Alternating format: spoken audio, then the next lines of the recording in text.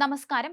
ക്രിസ്മസിന് ക്രൈസ്തവർക്കെതിരെ ഉണ്ടായ ആക്രമണങ്ങളിൽ വിമർശനവുമായി സീറോ മലബാർ സഭയുടെ ഉടമസ്ഥതയിലുള്ള ദീപിക വർഗീയവാദികൾ അഴിച്ചുവിട്ട ആക്രമണങ്ങൾ മതസ്വാതന്ത്ര്യത്തിനും ന്യൂനപക്ഷാവകാശങ്ങൾക്കും എതിരെയാണെന്ന് ദീപിക മുഖപത്രം വിമർശിച്ചു. വിഷയത്തിൽ പ്രധാനമന്ത്രിയുടെ മൗനം പുതിയതല്ലെന്നാണ് ഉയരുന്ന വിമർശനം. തടയപ്പെടേണ്ടതിനെതിരെയെല്ലാം ഭരണകൂടം പിൻവാതിൽ പ്രവേശനം നൽകുന്നുവെന്നും വിമർശനം. മതവർഗീയവാദികൾ അഴിച്ചുവിട്ട ആക്രമണങ്ങൾ മതസ്വാതന്ത്ര്യത്തിനും ന്യൂനപക്ഷാവകാശങ്ങൾക്കും എതിരെയാണ്. ഗോൾവാൾക്കർ മുതൽ മോഹൻ ഭഗവത് വരെ ഹിന്ദു രാഷ്ട്രത്തിനു വേണ്ടി പ്രസംഗിച്ചു. എന്നിട്ടും അത് ലക്ഷ്യം കാണാതെ പോയത് ഭരണഘടന കോട്ട പോലെ കവചം ഒരുക്കിയത് കൊണ്ടാണെന്ന് ദീപികയിൽ പറയുന്നു. എന്നാൽ ആ കോട്ടയുടെ കാവൽക്കാർ ആകേണ്ടിയിരുന്ന ഭരണകൂടത്തിന്റെ നിശബ്ദതയാണ് ഇപ്പോൾ നടക്കുന്നതെന്നാണ് വിമർശനം. പുറത്ത് ക്രിസ്മസ് അലങ്കോലമാക്കുമ്പോൾ പ്രധാനമന്ത്രി പള്ളിക്കുള്ളിൽ പ്രാർത്ഥനയിൽ പങ്കെടുക്കുന്നു. ഇതെല്ലാം രാജ്യത്തെ പൗരന്മാരെ കാണിക്കാനല്ല, മറ്റ് രാജ്യങ്ങളെ കാണിക്കാനാണ്. അല്ലെങ്കിൽ ആക്രമണങ്ങളെ അപലപിക്കുകയോ നടപടി സ്വീകരിക്കുകയോ ചെയ്യുമായിരുന്നു. സംഘ് പരിവാർ ആഘോഷങ്ങളെക്കാൾ ന്യൂനപക്ഷങ്ങളെ ഭയപ്പെടുത്തുന്നത് ഈ നിശബ്ദതയാണെന്ന് ദീപികയുടെ മുഖപ്രസംഗത്തിൽ വിമർശിച്ചു. പ്രതിപക്ഷത്തിനെയും ദീപിക വിമർശിക്കുന്നുണ്ട്. പ്രതിപക്ഷത്തിന്റെ ഇടപെടലും ദുർബലമായിരുന്നു. BJP സർക്കാരുകൾക്ക് നിവേദനം നൽകിയത് കൊണ്ട് മാത്രം പ്രശ്നം പരിഹരിക്കാനാവില്ല. BJP ഭരിക്കുന്ന സംസ്ഥാനങ്ങളിലാണ് ക്രൈസ്തവ സ്ഥാപനങ്ങൾ ആക്രമിക്കപ്പെട്ടത്.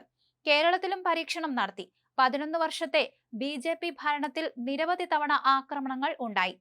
BJP അധികാരത്തിലുള്ള സംസ്ഥാനങ്ങളിൽ 4-5 ഇരട്ടിയായി ആക്രമണങ്ങൾ വർദ്ധിച്ചു.